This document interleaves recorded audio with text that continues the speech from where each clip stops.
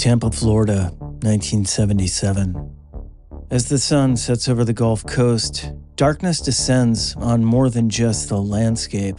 Along the neon-lit Dale Mabry Strip, women vanish without a trace. Their bodies later appear in orange groves, drainage ditches, and remote fields across 3 counties.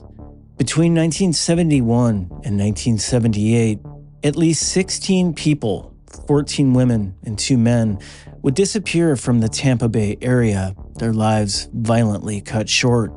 The victims share disturbing similarities. Many worked in bars or strip clubs along the infamous Dale Mabry Highway, a mile-long stretch of adult entertainment venues that locals called the Strip. Law enforcement dubbed the perpetrator the Gulf Killer, but the truth was far more complex.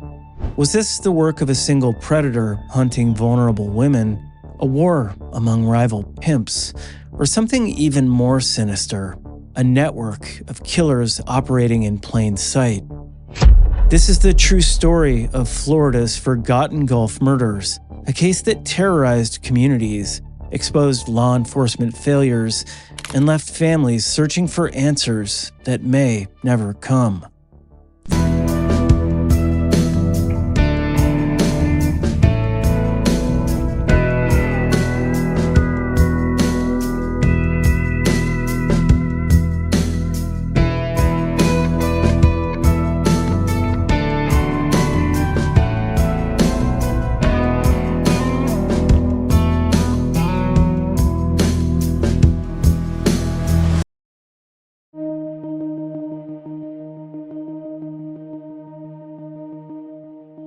Before they became headlines, their stories linked by tragedy, they were simply people trying to survive in the unforgiving landscape of 1970s Florida. Beth Nielsen, 55, was the first. On October 15, 1971, she vanished from her Newport Richey home. Police found blood throughout her house, a window forced open, and fragments of her dentures in the driveway. The next day, a fisherman discovered her burned remains in a shallow grave near the Georgia border. 2 years later, on December 29, 1973, the strangled body of Wilma Ida Woods, 49, was found behind a sand dune in Pasco County. Woods worked as a bartender in downtown Tampa and had been arrested over 100 times, mostly for disorderly conduct. Her last arrest came just weeks before her death. The pattern continued. In July 1974, 20-year-old John Valandry was found with a fatal bullet wound to his head along State Road 581. His girlfriend's car was later discovered abandoned at a restaurant at Madeira Beach. Both were known to be involved in marijuana trafficking. In January 1975, Betsy Lynn Loden, 22, was found bound with surgical tape in her garage, deliberately placed near her car's exhaust pipe. Carbon monoxide poisoning had claimed her life. By May 1975, the body of Diana Lynn Valek, an 18-year-old go-go dancer, was discovered in a Pasco County orange grove. She'd been shot in the head 22 times. Police searched for her husband, a sailor from New Orleans, but he was never found. The murders continued with alarming frequency. Enid Marie Branch, 21, was found in August 1976 along a deserted road in Hillsborough County, shot multiple times in the face. She left behind a 4-year-old son and had been studying refrigerator repair at a Tampa trade school while working nights as a prostitute. As 1977 began, the pace of killings accelerated. Mary Jane Burke, 19, was found strangled in an open field near the Dale Mabry Strip in April. She was known to hitchhike in frequent local bars. Just a year earlier, Burke had been raped while hitchhiking, a grim foreshadowing of her fate. In July, Joanne Parnell, a 41-year-old transient bartender, was found beaten and strangled on the shoulder of a highway in Pasco County. Her troubled past included charges of child desertion that were later dismissed. The summer of 1977 brought no respite. On August 21st, 16-year-old Cheryl Stein Cherry was found strangled and raped in a wooded area in Ybor City. Unlike many victims, Cherry was African American and had no known connections to strip clubs. 5 days later, another African American woman, 18-year-old Patricia Jones, was found shot 3 times near the Weeden Island Bridge. Before dying, she told police that a client had shot her. September brought more tragedy. Joan Gail Foster, 18, was found in a Pasco County orange grove with a gunshot wound to the head. She'd worked as a nude dancer at the Godmother Lounge in Tampa less than a week before her death. The next day, Molly K. Newell, 20, was discovered with a gunshot wound to the head, her body thrown off the Gandy Bridge. 12 days earlier, she'd pleaded guilty to prostitution charges. In October, Emily Ellen Grieve, 38, a motel clerk with physical disabilities from a car accident, was found with a gunshot wound to the back of her head. She left behind a 13-year-old son. Thanksgiving Day, 1977, brought the discovery of Judy Faye Bibby, 18, near Dade City's dump. She'd been savagely stabbed hours earlier and left behind a young daughter. In December, the skeletonized remains of Terry Crew, a 26-year-old man described as a, quote, wheeler dealer, were found in Zephyrillus. He'd been shot in the back of the head while seated in his van, 11 days after collecting winnings from a bet at the Tampa dog track. The final victim, 20-year-old Cindy Carlton Stewart, was discovered by a hunter at a lover's lane on January 15, 1979. Police believed she'd been killed approximately 10 days earlier. 16 lives, 16 stories cut short, and a community left wondering who could be responsible for such horror.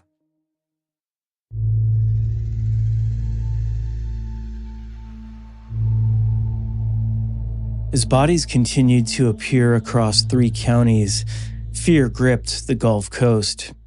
On October 3, 1977, a special unit of 15 officers from 3 counties was organized to capture the killer, or killers. From interviews with local sex workers, strippers, and barmaids, investigators determined that most of the victims were single women who worked on or frequented the Dale Mabry Strip. 5 victims were shot in the head with a .22 caliber gun, 3 were found nude, and 3 others partially clothed. 2 had been strangled. All of the sex worker victims had their purses stolen. The pattern was clear, but the perpetrator remained elusive. Harold Vetter, a local professor of criminology, offered a disturbing theory. These weren't the random acts of a depraved killer, but rather evidence of, quote, warfare among pimps along the strip.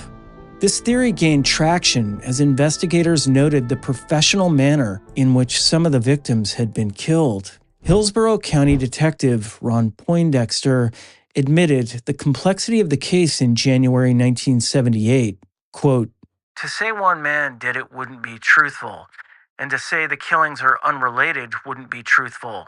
We just don't know. The investigation faced numerous challenges. Jurisdictional issues complicated matters, with victims found across Pasco, Pinellas, and Hillsborough counties. Evidence was often compromised by weather and wildlife before bodies were discovered, and perhaps most significantly, many victims came from marginalized communities, sex workers, transients, and people of color, whose disappearances didn't always receive immediate attention. As the investigation continued, several suspects emerged, but proving their involvement would prove challenging, even as evidence mounted against them.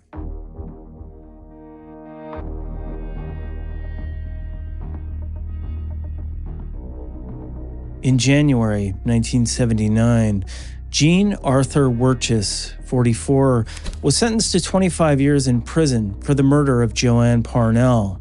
Wirtjes was already serving time for stealing a truck when authorities connected him to Parnell's death.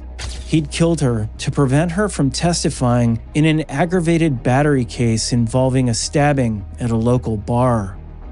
In April 1980, 23-year-old Robert M. Hardigree was arrested for the murder of Cindy Carlton Stewart. Investigators determined that Hardigree, Stewart, and a man named Eddie Ray Harvard had been drinking heavily on December 31, 1978, before Hardigree murdered Stewart after driving her to a swamp. He was found guilty and sentenced to life imprisonment. But these convictions only accounted for 2 of the 16 murders. Who was responsible for the rest? Gerald Stano, a convicted serial killer, confessed to the murders of Diana Valek, Enid Branch, Joan Foster, and Emily Grieve, among 37 others. However, he later recanted, claiming he was forced to make false confessions by the lead investigator. Whether these were false confessions remain unknown. Jerry Frank Townsend, an itinerant laborer with an IQ of 56, was once considered a suspect in the Pasco County killings. He confessed to numerous murders but was released in 2001 when it was ruled that he'd been pressured to falsely confess. Despite these arrests and convictions, many of the Gulf murders remain officially unsolved. The true extent of the killings and whether they were connected may never be known.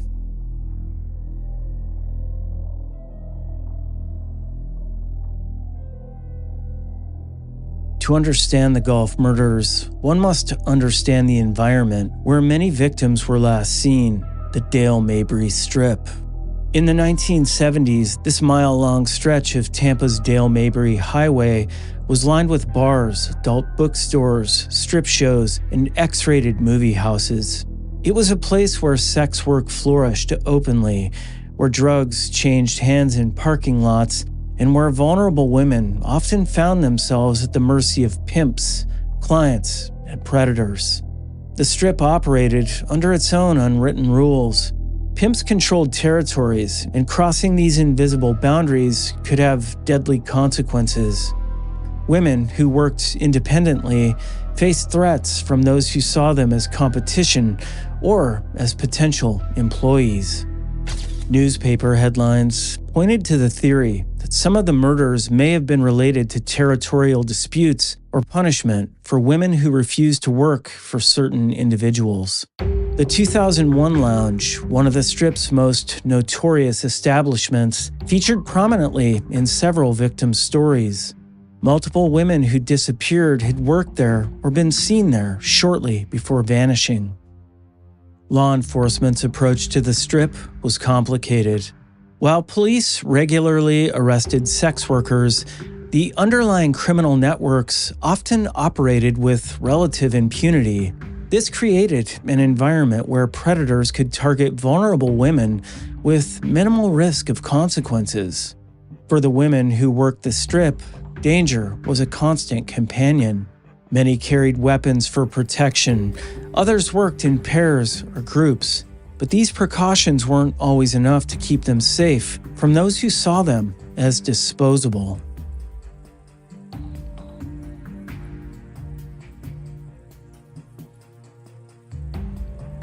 The Gulf murders faded from the headlines as the 1970s gave way to the 1980s. New crimes captured public attention, and the unsolved cases gradually receded into the background of Tampa Bay's collective memory. For the families of the victims, however, there was no moving on.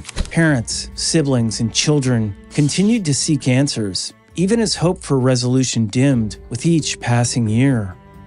The cases exposed troubling realities about how society valued or failed to value certain lives. Many victims were dismissed as, quote, high risk, individuals whose lifestyles somehow made their murders less shocking or worthy of investigation. This attitude hampered the investigation and denied victims the justice they deserved. In the decades since, advances in forensic technology have offered new hope for solving these cold cases. DNA evidence, which wasn't available during the original investigations, has the potential to identify perpetrators who have evaded justice for decades. The Gulf murders also changed how law enforcement approached serial killings. The formation of the Multi-Jurisdictional Task Force in 1977 was innovative for its time and became a model for future investigations spanning multiple counties or states. Today, the Dale Mabry Strip bears little resemblance to its 1970s incarnation. Development has transformed the area, erasing most physical traces of its notorious past. But the echoes of what happened there and the questions that remain unanswered continue to haunt those who remember.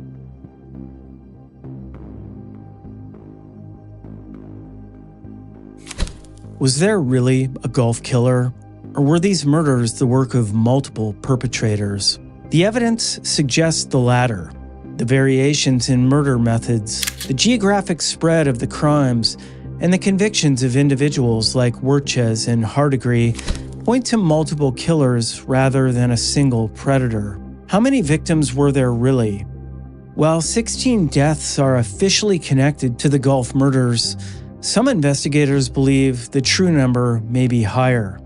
Women who disappeared without a trace, whose bodies were never found, or whose deaths were misclassified as accidents or suicides may also be part of this dark chapter.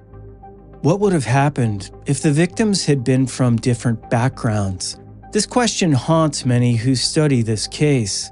Would a more aggressive investigation have been mounted if the victims had been wealthy or prominent? Would the killer or killers have been caught sooner if society had valued these lives more highly? As the sun sets over the Gulf Coast today, these questions linger like the fog that rolls in from the water. For the families of the victims, for the communities that lived in fear, and for those who seek justice, the Gulf murders remain an open wound, a reminder that some secrets refuse to stay buried, no matter how much time passes.